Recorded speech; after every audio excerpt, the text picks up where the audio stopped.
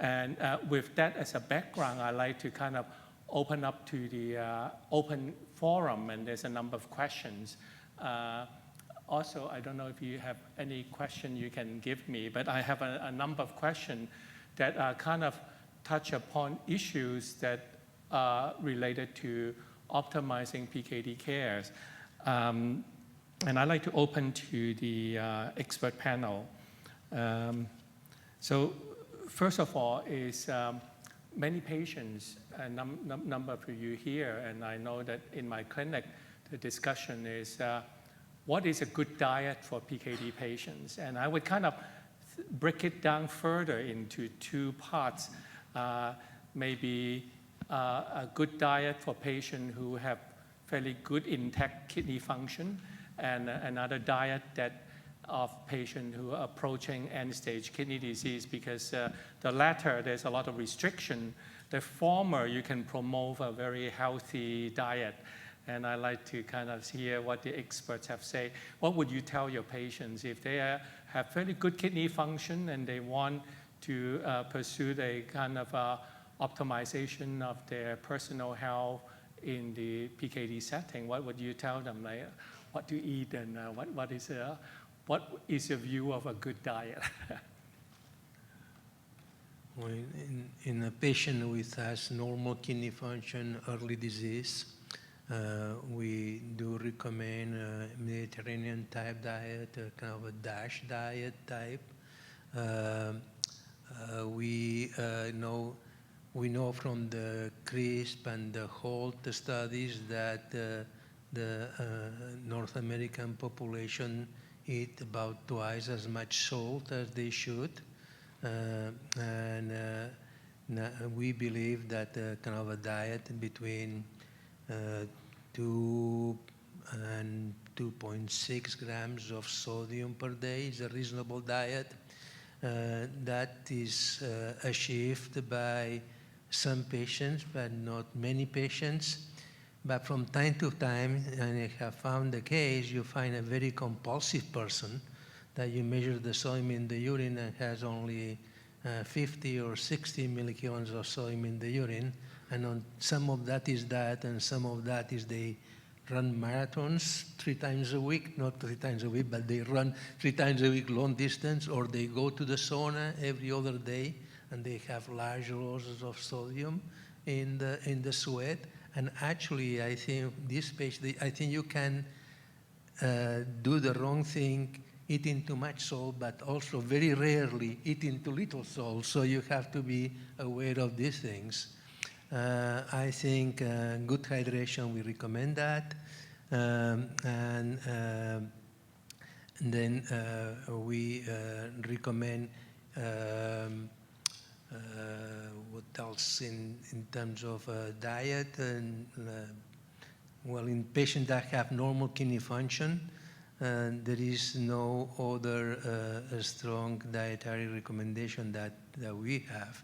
I think it's good for the patients to see a renal dietitian, and I think that all the patients with polycystic kidney disease would benefit from seeing a renal dietitian, because in terms of protein, of course, we recommend about 0.8 grams per kilogram of body weight as an ideal intake of protein. But we can tell that to the patient, but they don't know exactly what that means without really spending time with the dietitian. So they should see the dietitian. That's all for the patient that have normal kidney function, but maybe. Yeah. So I think a couple of comments about diet. This is not meant as a criticism, but I think many patients focus on diet because it's the only thing they can control in their disease. And so I think diet becomes very, very important.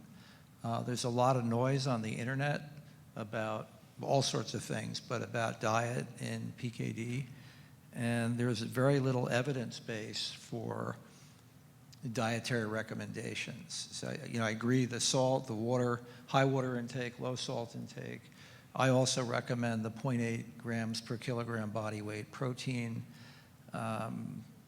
I always tell people, if you're a real carnivore, you want to tilt more vegetarian. And they also say there's no randomized controlled trial that tells you that this is the perfect diet, but these are things that I would do to try and live healthy. And I also say that, you know, because you have chronic kidney disease, you're at risk of cardiovascular disease in the future. So you need to consider a heart-healthy diet, you know, and that's not a contradiction with other recommendations. And also the slide I showed about obesity and the work Terry showed about the metabolic pathways. I mean, there's really striking evidence that, you know, maintaining a normal body weight or even restricting calories, and I mean, my patients try all sorts of things, intermittent fasting, you know, every other day fasting, try to prolong the period of, you know, from nighttime till almost noontime of having no caloric intake. I mean, again, there's no evidence basis for that, but I think it's good to be cautious about your calorie intake and about your weight. So these are for the people in the early stage. And I agree that one of the problems with the dietary prescription is it doesn't translate to menus.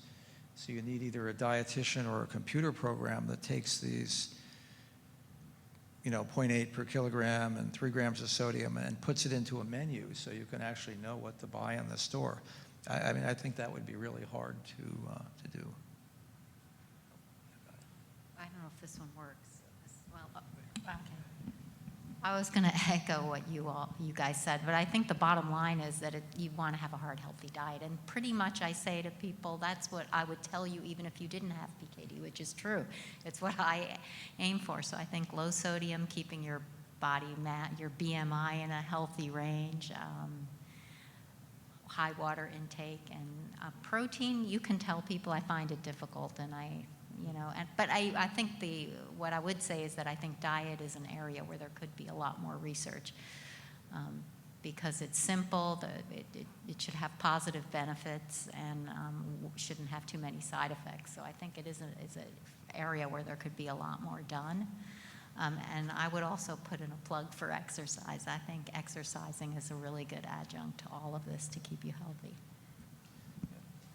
You know, I just wanted to mention that the MDRD study was completed in 1995, and there was a large subset of patients with PKD, about 200, and that was a diet comparing low-protein diet versus, well, there are several arms, low-protein versus standard, and very low-protein supplemented with keto acids to low-protein. And it didn't show significant benefit in PKD. So again, we're hedging our bets based on data from kidney diseases where there's a lot of protein in the urine, where dietary protein reduction really does matter. But I think it's a reasonable thing. And there's, you know, the Western diet has far much more protein than your body needs, so there's no harm of doing that, as long as you measure. So I point out a can of tuna fish has about 30 grams of protein, and for many people, that's like 2/3 of their dietary protein allotment. So they really have to see the dietitian to figure this out. So what people often ask animal protein versus vegetable protein. Do you have a view on that? I think, again, there's no data. There's a lot of noise on the internet about, you know, soy protein and different kinds of proteins. I think, as Dr. Torres said, tilt toward a Mediterranean diet, tilt toward vegetarian, but I don't think there's anything wrong with eating healthy meats in appropriate portions.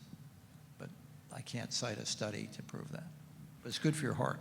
Yes, good for your heart. I think we can get a consensus about this, that a diet that is low in salt, and I think most of you would agree about high water intake. And I would also add probably a diet that is less in processed food. I think processed food has so many additives that have inadvertent side effects. So if you can make your own food, I think that probably would be better. And some of you mentioned about the DASH diet, which is basically the Mediterranean diet. And I think there's also good evidence base to support that for good health, particularly because of a high prevalence of obesity and overweight in our society. I think that we also tend to shift toward lower starchy food and more good fatty food, lots of fiber, greens, olive oil, avocado, and I think those are nuts. So Mediterranean diet, I think it's really quite healthy. And if you want to be more hardcore, there is the Piscitarian diet, which is Mediterranean diet plus protein only coming from fish. You won't eat anything else. And probably not big fish, because big fish would have more mercury. And so in a hospital, we kind of promote a Mediterranean diet because of a strong cardiac program, and they really believe in it.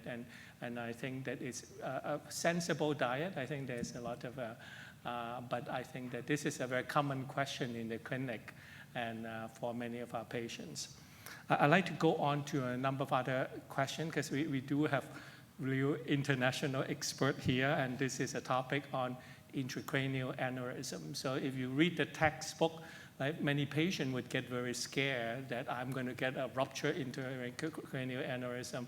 But the reality in clinical practice has changed over the years. And I know Dr. Torres has a lot of experience. Can you comment on your perspective about patients with PKD and intracranial aneurysm, about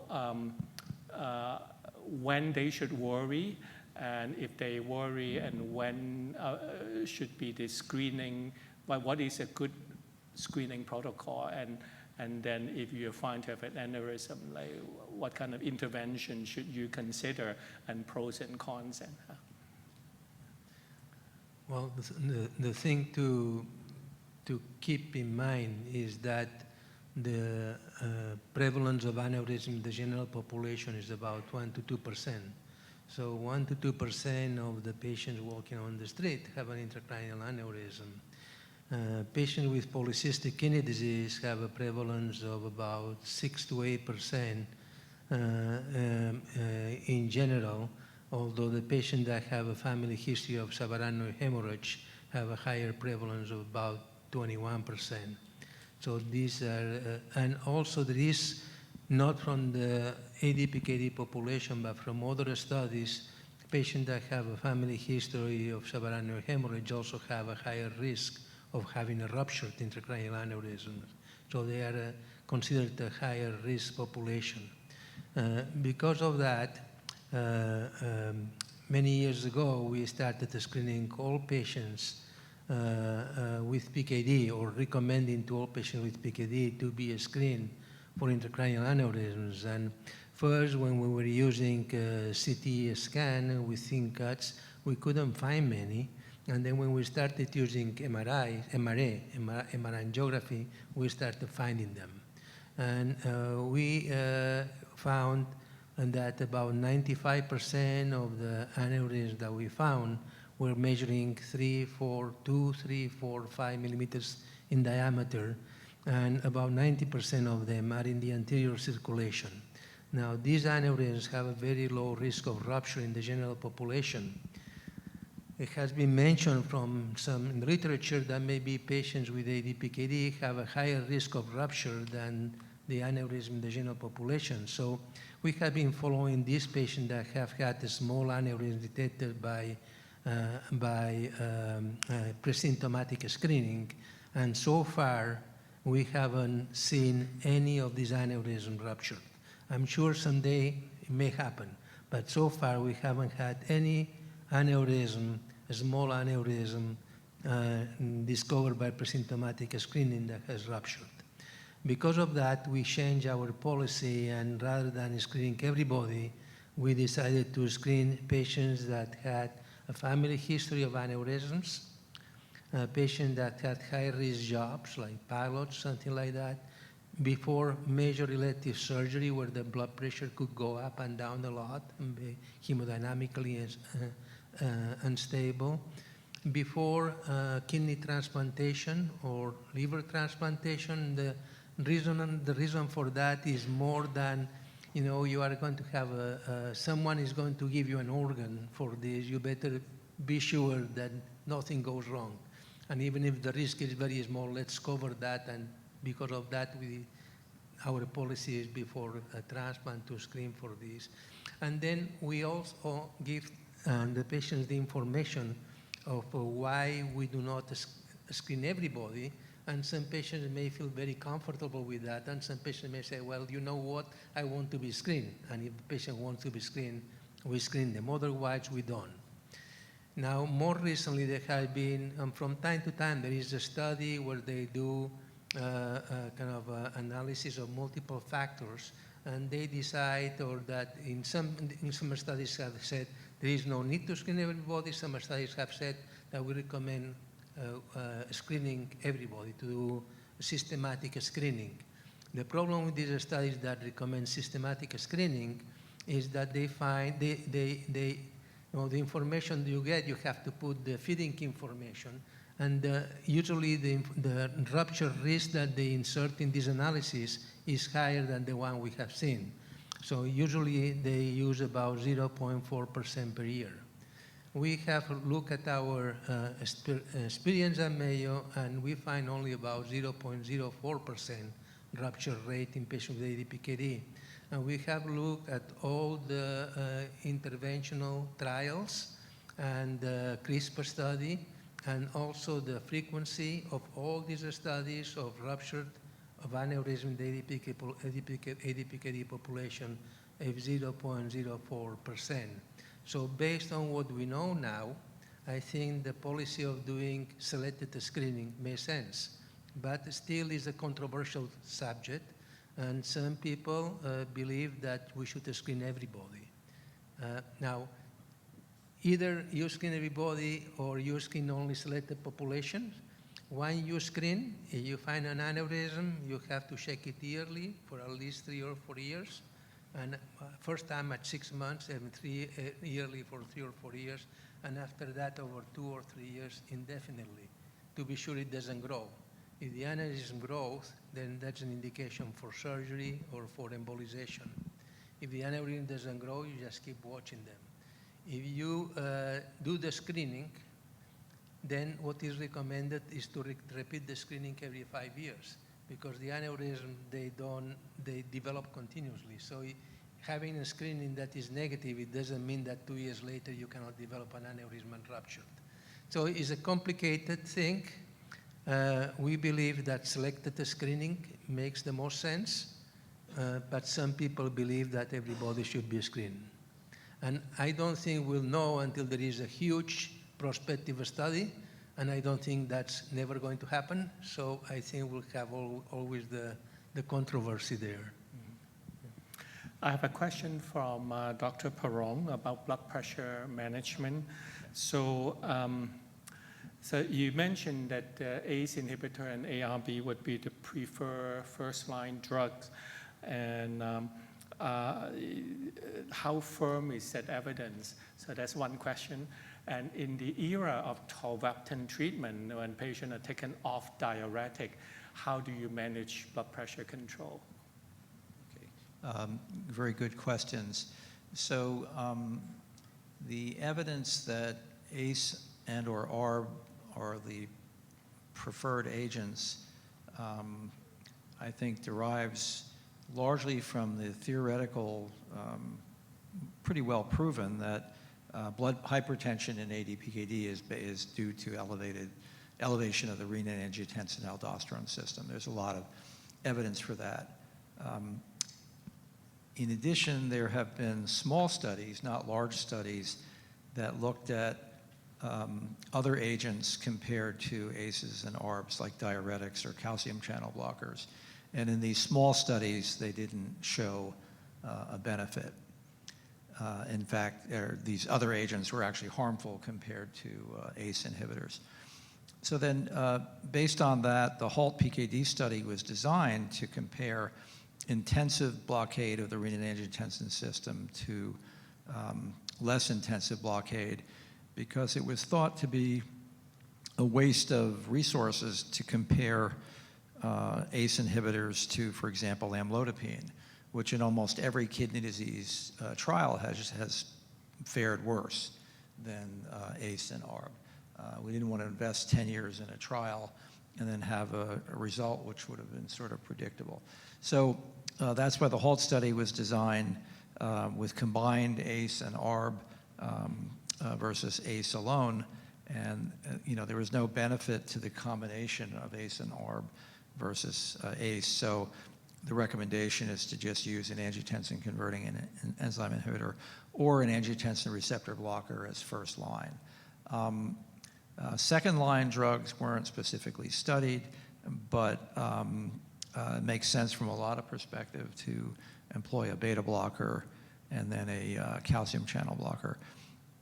For many theoretical reasons, diuretics might be harmful.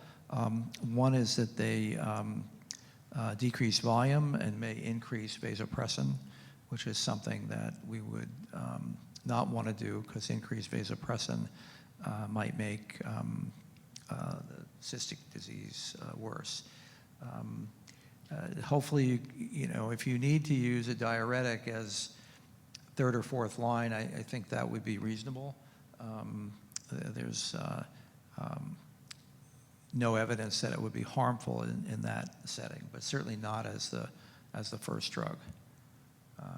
Did I answer both questions? So in tolvaptan treatment, often okay. we have patients who are taken off diuretic, Sure. and we find the blood pressure control is not as good, even though you kind of try to mix and match other additional.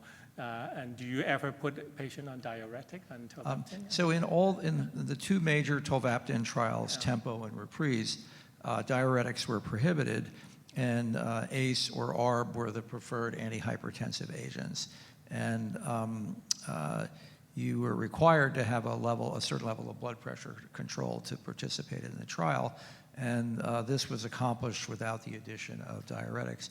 Furthermore, tolvaptan has a slight effect to decrease the blood pressure. So I think that the combination of medications that I mentioned, angiotensin blockers, beta blockers, calcium channel blockers, in the setting of tolvaptan are usually able to control blood pressure. I've not used thiazide diuretic with tolvaptan. There's one case report showing a reduction in urine output, but it also, to me, looked like the kidney function got worse more quickly, so I'm not sure that's a viable strategy. So this question is for Dr. Watnick. Dr. Torres, do you have any comments about blood pressure? No, I absolutely agree with what Ron said. Maybe one thing I would add is that in the HALT PKD study A, the large majority of patients were very well controlled with an ACE inhibitor alone, and very few needed a second drug, and almost none needed a third drug. So, can I also ask one question? For ACE and ARB dose in this kind of patient, do you push beyond the maximal limit sometimes if you find that the blood pressure is not under good control? Because when you look at the pharmacopoeia, they said certain drugs have upper limit, but sometimes some clinicians find that you may, in some patients, need to have much higher dose than the upper limit. In your opinion, do you think this is something that it would be advisable, or you would at that time switch to add on more drugs rather than pushing beyond the maximal dose? Myself, I also switch to a second drug. I don't go higher than the recommended, and that would be very exceptional. So I would not. I think another argument, another rationale for selecting the blood pressure medication, in renal patients with ADPKD have a reduced renal blood flow, so trying to avoid drugs that may reduce renal blood flow, I think is a good idea. Diuretics certainly reduce renal blood flow and increase uric acid, and one of the problems with PKD is gout, so diuretics frequently induce gout in patients with ADPKD. Personally, I like alpha beta blockers better than beta blockers alone because they are better in terms of preserving renal blood flow, but these are kind of certainly not proven, it's just opinion based. One of the common mistakes I see with general doctors managing hypertension is they start off with one drug and they don't see an immediate benefit with a submaximal dose, and instead of adding a second agent, they stop the first drug and replace it. And then you get patients that come to you that have been on multiple low doses of different drugs, and of course their blood pressure is not controlled. So my practice is to max out the dose of the first agent, and typically for lisinopril it's 40 milligrams. I like Dr. Torres, I don't go beyond that, and then I would add a second drug on top of that. And of course you would want to find out about dietary salt, right? Sorry. The only situation that I may go above the upper limit is in the situation of a huge person. In that case, I may go up higher. And sometimes you have a person, maybe a basketball player or something like that, and then you may want to go higher, but that's very rare. I think this question needs to be put out there about calcium channel blockers. We know from cell culture work and even animal models, we have shown in a rat model with PKD that treating that animal with verapamil calcium channel blocker exacerbates the disease significantly. So I think we don't know what impact it would have in patients, but I think we need to at least put that question out there for you to think about. So Yeah, I agree with that, and certainly is not the first or the second choice. So, but the third choice, you can consider clonidine, but clonidine is not the greatest drug either. So, and calcium channel blocker, if you use it as third drug, which is rare, we would use a very low dose usually. so this question, It's also important to control the blood pressure. yeah. Right? That's, and not to downplay the importance of the calcium, but you do have to control the blood pressure. Because it has effects even outside the kidney, right? And we're looking at heart, yeah, so. So this question is for Dr. Watnick about prenatal genetic diagnosis, and also open to the other panel members as well, about the utility of this in getting rid of PKD. When would you consider using it?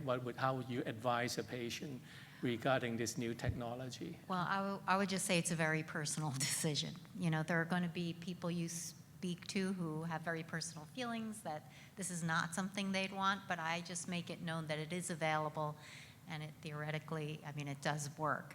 So the way, when someone is interested, I tell them that they have to get their own DNA checked first to make sure that there's a mutation that can be interpreted, because especially in the PKD1 gene, there are a lot of missense changes, amino acids being changed, or maybe there are multiple changes which make it really difficult to use that in terms of prenatal diagnosis. You could, if there's a lot of family available, to do linkage, but for example, I had someone recently, a week ago, who they had no other living family that was affected. It was only them. And so they had gene testing done. They had a clear PKD1 mutation. And that can be used. So what I have learned, actually a patient of mine did a ton of research on this and wrote it all out for me. So there's the facility that's actually doing the egg harvesting and all of that. And there's another part of this, which is the company the company usually that's actually doing the genetics of it. And those two are often different. And so it's really careful to look, I think, at the genetics part of it, and not to say that harvesting eggs and all of that is simple, but that's something that I think is relatively straightforward. But it's the genetics that can be complicated.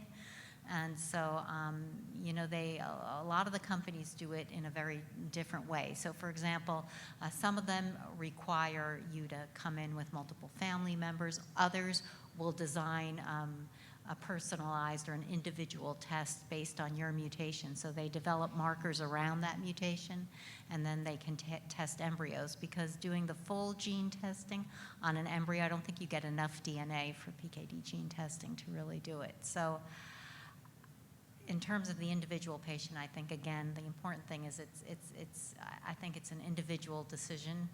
The patient needs to know the pros and the cons. They need to know that it's technically feasible, but whether they embark on that, I think it's not for the doctor to necessarily tell the patient what's right. It's what's right for them.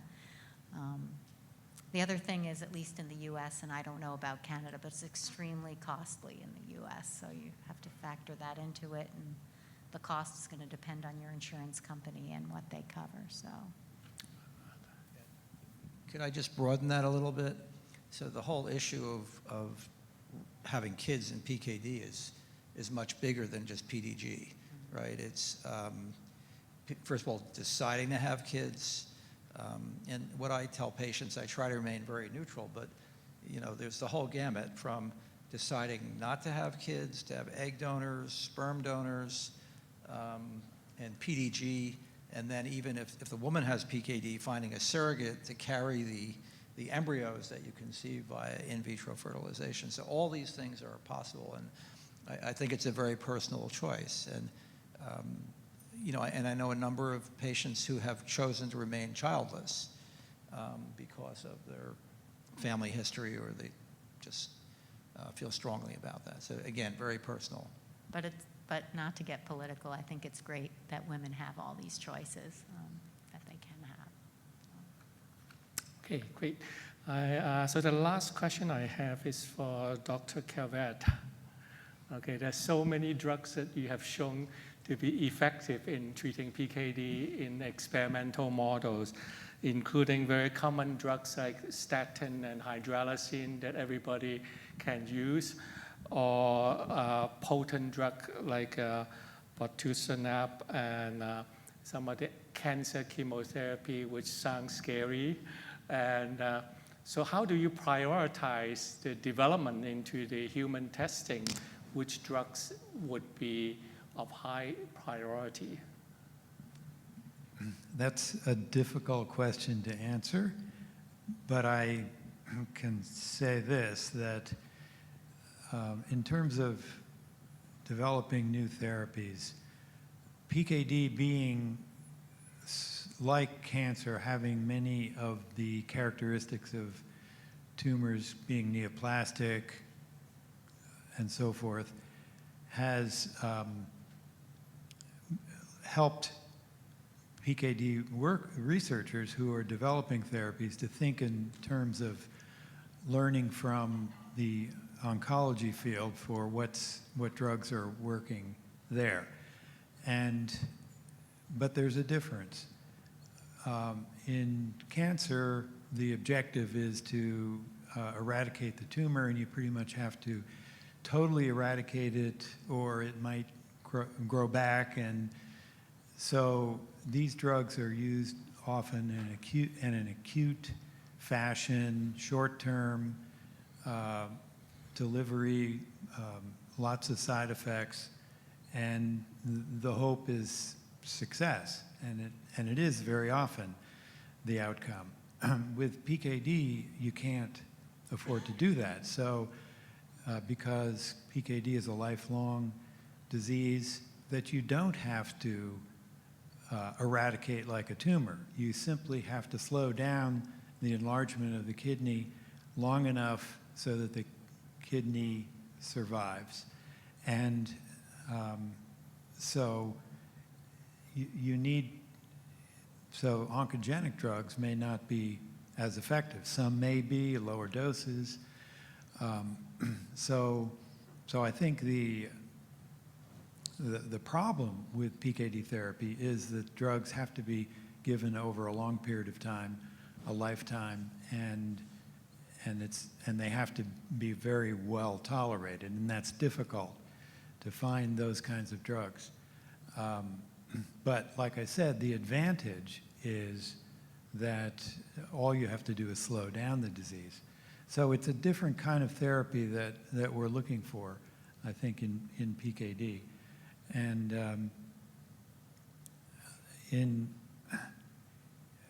we also think in terms of maybe combinations. We need as many therapies as we can develop because of two possibilities. One is combination therapies. Low doses of several drugs might lead to a well-tolerated approach that is quite effective. So combination therapy, so we need drugs that can be used in combination that target different aspects of the disease. So different targets and different pathways would be good to find that would complement each other. And then the other reason for developing lots of therapies is that one therapy may work fine for a while, but then it may not work. The patient may become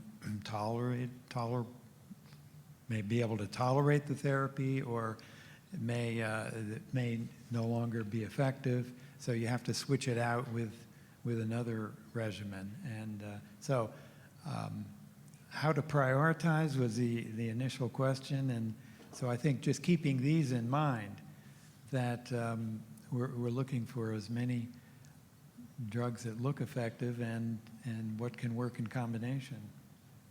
Ron. Yeah, if I could just comment also, drug development is a very expensive and long-term process. Okay, so Dr. Calvert has described, I guess what I call the preclinical aspect of drug development. So you have to start off in the lab with promising candidates, and then you have to get them into human testing. And if it's a drug that's been around for a long time, like metformin, the only way you're going to get funding to run a clinical trial is through a government agency, because a company can't develop, a company can develop a novel agent, and then it's capitalism. They have to convince their management and then promise their shareholders and all that that this is a promising investment. So generic drugs will only be studied in government trials, NIH, Department of Defense, that sort of thing, unless foundations could potentially support those kind of trials. But generally, clinical trials in PKD, as Jim mentioned, are very expensive and very long. And you're measuring, using MRIs and that sort of thing. So it's a little bit of a conundrum, but fortunately, the pathway with the regulatory agencies is now much clearer, such that sponsors are entering the field, and it's great. There's lots of stuff going on, so that's very exciting. There's even a study, we speak about high water intake being beneficial. There's even a study in Australia that's specifically looking at that, which is very exciting, that we're going to actually have a formal study that addresses that. But it's a long, slow process, unfortunately. I have two more quick questions, hopefully. So this one is for Dr. Torres on tolvaptan. So you started the patient on tolvaptan. 2 weeks later, biochemistry is the same. Would you increase the dosage at the time, or would you wait longer before assessing dose escalation? Depends. It depends on the situation. We would measure the urine osmolality in the trough urine osmolality before the morning dose. That's when the urine osmolality will be the highest. And then we would have an idea of plasma sodium, and we would have an idea of how many times the patient gets up at night to go to the bathroom, and whether she or he gets enough rest during the night. And based on all this, we would decide. If the urine normality was still relatively high, even if it was below 280, but was on the higher side of below 280, and the patient was getting up only twice at night and was feeling comfortable with that and have no problems, and then we would go up to the next step. On the other hand, if a patient gets up 5 times at night and the urine normality is 120, we would just stay there. Or even if a patient was very uncomfortable, we might even reduce the dose. So it's very depends on the situation. Right, yeah. Right. I would agree. Like you have to look at the whole patient rather than just a number, and it's a negotiated process because lack of sleep can be a very significant challenge in patients. So, but we look at urinary osmolarity to see if it could lower it to a fairly reasonable range, and how well the patient sleep. I think those are factors that can come into the equations and the negotiation. It's not a clinical trial, so you don't have to force a certain endpoint, but you want the patient to be able to stop, reduce the chance of turning into a zombie from sleep deprivation, which I think is quite challenging at times. And yeah. The other thing I was going to say is I don't think there's any rush to increase it. I mean, I find that people can get used to things if you just don't rush. So, you know, if you increase it at 3 weeks or even at 4 weeks rather than 2 weeks, sometimes that works well. So I don't think there's a rush. I don't know if you... So the last question is, it was addressed to me, but I would say open to everybody. It says, is 2 grams of proteinuria in the setting of ADPKD too high? That would lead you to suspect something else? Or like, what would you expect? Like, what would you accept as compatible with ADPKD? Depends on the stage of the disease. If a patient has early polycystic kidney disease, a young patient, even with relatively severe or with severe polycystic kidney disease, you would not expect to have in the urine more than maybe 200 or 300 or at the most 400 milligrams. However, in patients with advanced CKD, with a CKD stage 4 or 5, it's not unusual to have 2 grams of protein in the urine if you measure it. So that depends on the stage of the disease. So I think that's all the questions I have.